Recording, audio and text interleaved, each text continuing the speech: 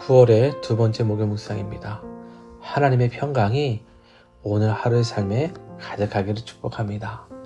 오늘 우리에게 주시는 말씀은 열왕기하 6장 5절에서 7절의 말씀입니다. 한 사람이 나무를 벨 때에 쇠도끼가 물에 떨어진지라.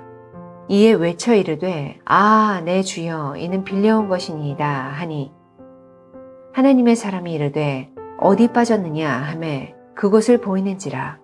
엘리사가 나뭇가지를 베어 물에 던져 쇠도끼를 떠오르게 하고 이르되 너는 그것을 집으라 하니 그 사람이 손을 내밀어 그것을 집으니라. 하나님의 특별한 은혜와 기적, 그것은 특별한 경우에 일어난다고 생각하기가 쉽습니다.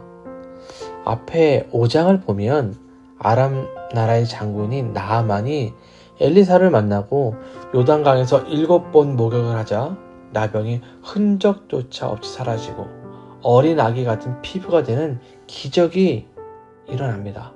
놀라운 일이 아닐 수 없죠. 그런데 오늘 본문 6장에 와서 보면 하나님의 선지자를 따르는 선지생도, 즉 오늘날로 말하면 신학생들이죠. 그들의 평범한 일상 가운데 나타난 하나님의 은혜를 보여주고 있습니다.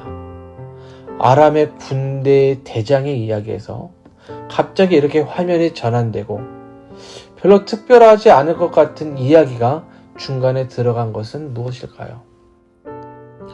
저는 이 말씀을 묵상하면서 하나님의 은혜는 특별하지만 그렇다고 특별한 사람에게 특별한 일로 일어나는 것은 아니다라는 생각을 하게 되었습니다. 자신에게 주어진 평범한 일상 속에서 맞는 어려움, 난처한 상황에도 하나님의 돌보심과 은혜가 있다는 것이죠. 오늘 본문의 이야기를 간략히 살펴보면 북이스라엘 가운데 이 엘리사를 따르는 선지생도가 있었습니다. 그런데 그 숫자가 많아져서 함께 공동생활하기가 어렵게 되었던 거예요. 그래서 새롭게 지낼 곳을 만들기로 했습니다. 선지생도들은 요단으로 가서 나무를 베기 시작했어요. 그런데 문제가 생겼습니다. 나무를 베던 도중에 실수로 도끼가 물에 빠지게 된 거예요. 당시 북이스라엘 지역은 여전히 하나님보다 바알을 숭배하는 사람이 많았습니다. 그러니 선지생도들은 환영받지 못했고 또 환경이나 경제적 여건으로서 굉장히 힘들었습니다. 그리고 시대적 상황을 보면 청동기에서 철기로 옮겨가는 시기였는데 이 쇠도끼는 철기 도구이니까 매우 값이 비쌌어요. 그러니 선지생도가 빌려온 쇠도끼가 빠졌다는 것은 문제가 생긴 거죠. 큰 문제예요. 만약에 이 빌려온 쇠도끼를 갚지 못하면 그 값을 치러야 하는데 경제적 능력은 없잖아요. 결국 몸으로 때워야 해요. 노예가 되는 것이죠. 자신의 삶의 자리에서 살아가던 순간에 일어난 일입니다. 얼마나 놀랐겠습니까? 그래서 본문 5절을 보면 엘리사에게 이렇게 말해요. 내 주여 이는 빌려온 것입니다. 아마도 큰 탄식과 깊은 근심을 갖고 말했을 겁니다. 이것을 듣고 선지자 엘리사는 어디에 빠졌는지를 묻고 그곳에 나뭇가지를 베어 물에 던져 놓습니다. 그러자 어떻게 되죠? 쇠도끼가 물에서 떠오르게 돼요.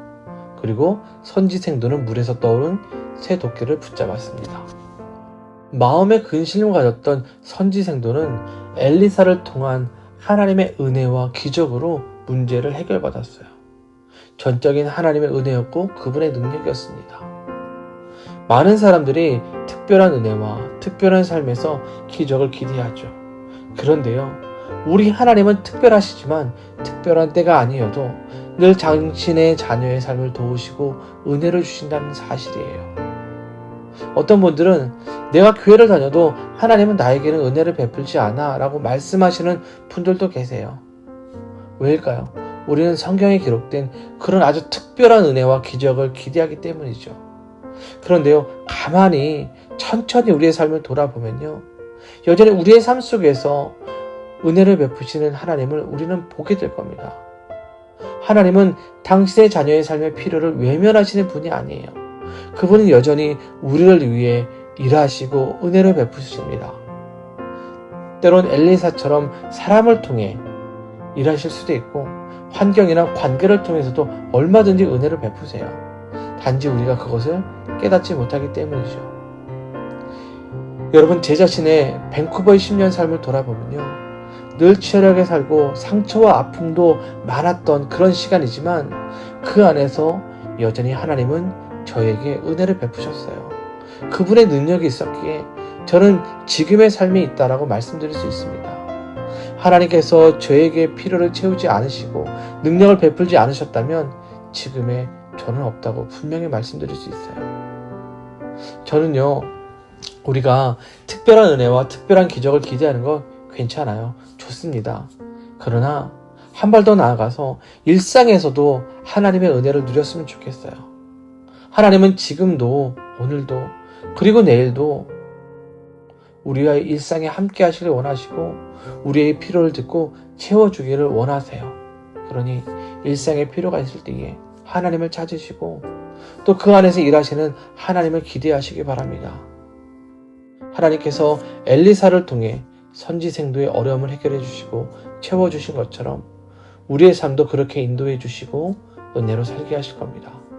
그래서 매일의 일상에서 우리가 하나님의 은혜를 누리며 그것을 세상 가운데 보여줌으로써 하나님의 살아계심을 드러내는 우리 모두가 될 수 있기를 주님의 이름으로 축원드립니다. 기도합니다. 사랑의 하나님, 감사를 드립니다. 우리의 평범한 일상에도 함께 하시고 우리에게 은혜를 베풀어 주시는 하나님이심을 믿습니다. 그러기에 우리의 삶에 하나님과 함께 동행하길 원하고 우리의 필요를 구하며 하나님을 찾습니다.